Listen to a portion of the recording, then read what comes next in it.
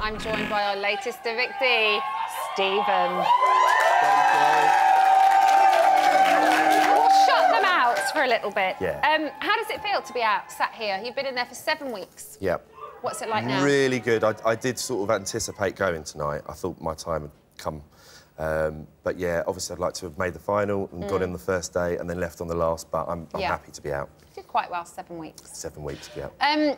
Quite well with time in there. You didn't do so well when you were nominated. You weren't very happy when the Power Alliance picked you first. No. But then every other time that you've been up for eviction, you've not taken it well.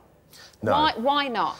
I don't know what it is. It's really intense in there. So when you get nominated by people you've had a conversation with 2 or 3 minutes before they've gone up, you do feel a little bit cheated by it. But you've done the same thing. But obviously to other I've done the same to other people. And everyone has to nominate someone. But it is very intense, and then everyone at some stage will have complained about, oh, I'm up for this reason, you know, and kicked off. But you seem to take it particularly. Yeah, I do.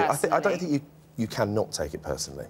Okay. You know, I was offended by Ashley and Chris putting me up for nomination just purely based on their reasons they gave me and the fact that Chris and Ashley contradicted themselves 24 hours afterwards. So I just thought, you know, if you're going to put me up, just tell me the truth and be honest in my face. OK. So I was a bit well, they did try to clarify why they nominated you. But would you like to see it? Go on then. Here you go.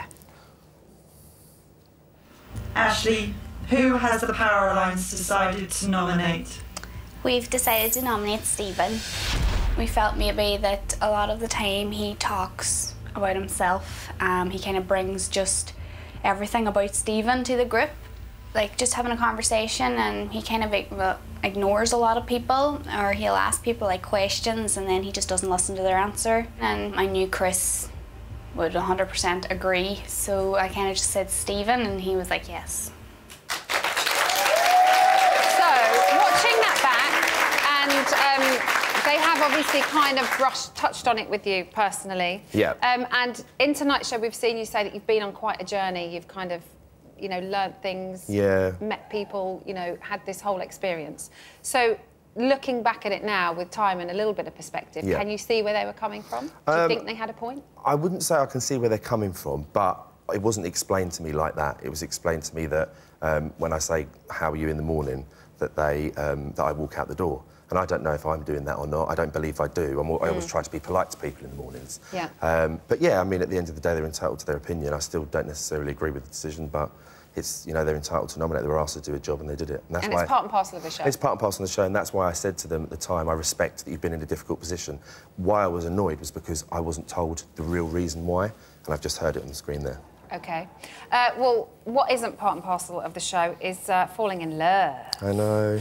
And this week, we saw the love of your life leave the house. I know. So how has it been for you without her? It's been really difficult this week, obviously because it wasn't a normal eviction. You didn't get your 30 seconds to say goodbye. Yeah. It's just been a really difficult week, and having just like her there and then she goes, there was no goodbye. There was no period where you sort of could say like, if I go, you know, I'll be waiting for you or anything like that. So very difficult week. Were you nervous about whether she'd be here tonight? I didn't know if she was going to be well enough, but obviously I see her when I came down the stairs, so got a big smile on my face. OK. Well, your story with Kimberly has kind of been your main story. It's dominated your time in the house. Let's have a look at the two of you together.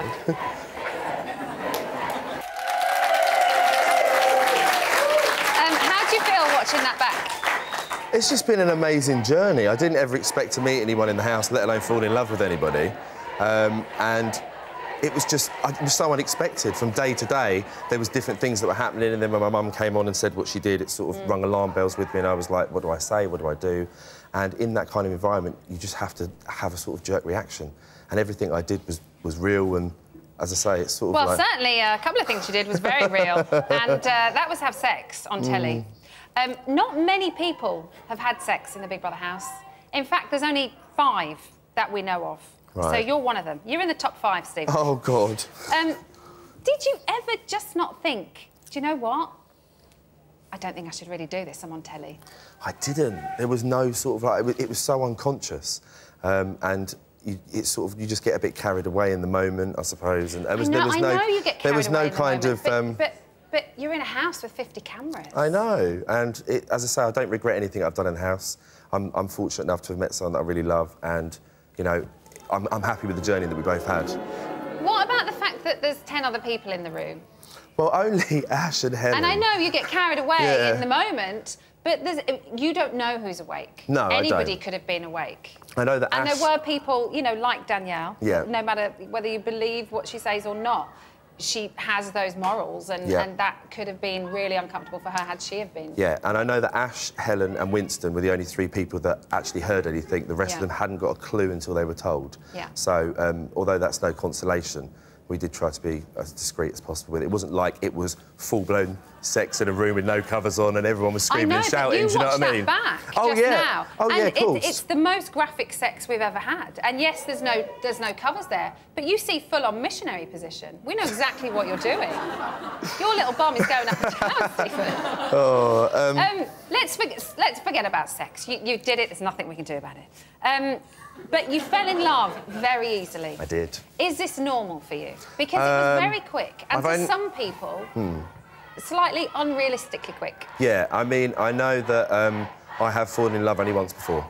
So when I know, I know. And as I say, I do love Kimberly an awful lot, as cringy and cheeseball as it may sound to everyone else.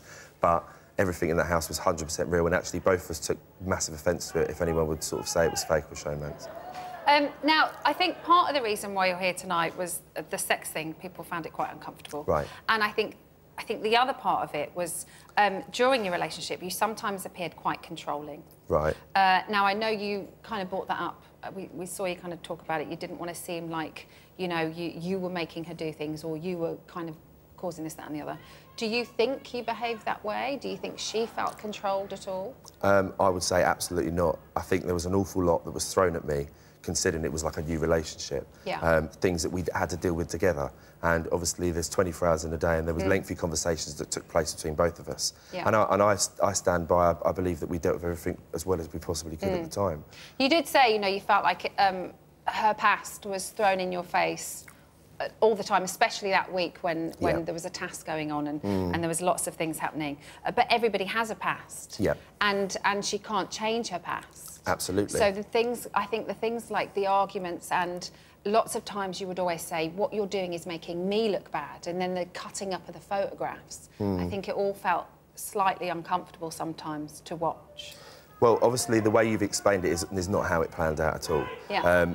There was always, like, we hardly argued at all. That's the funny part about it. We only had, like, a few disagreements about certain things where we had difference of opinion. But generally, you know, we got on like a house on fire. Yeah. And everything has been dealt with together, and I believe everything's been dealt with as best we possibly could in that environment. You did have a lot thrown at you. There was obviously, you know, Kimberly admitting that she had been in a relationship on the outside. Then your mum came in and said, you know, be careful. Then Pav came in and said she has a boyfriend on the outside. Then there was the picture incident. That's a lot to kind of happen in a short space of time, especially in such an intense relationship, in an intense situation. So do you fully trust her now? 100%. 150%. And I trusted her when I was in there.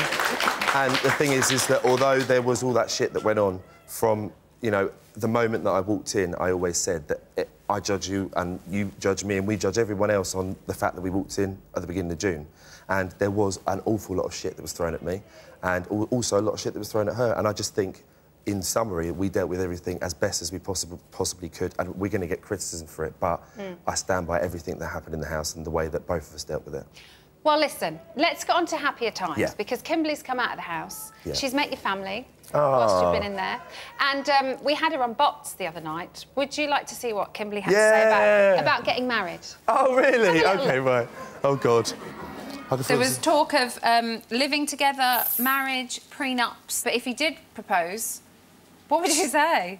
Because I think he might. I think right now is a bit premature to know. In my head, it's not a definite no. Like, I'm falling for him. It's not just, like, you know, so a you showmance. see a genuine future? Yeah, I do. No, okay. I'll be there. Oh, I thought it was carrying on. I was like, what's she going to say next, even though I was there? Do I need to buy a hat? What's going to happen? You've talked prenups, you've talked moving in together, but we had, like, marriage. those conversations that were in a joking manner, but, yeah, I'm probably going to go down as one of the cheesiest housemates ever, but I do believe she's someone that I will potentially marry. You Yes. may be cheesy, Stephen, but you've had some of the best one-liners and you've been absolutely brilliant. Here are your best bits. Thank you.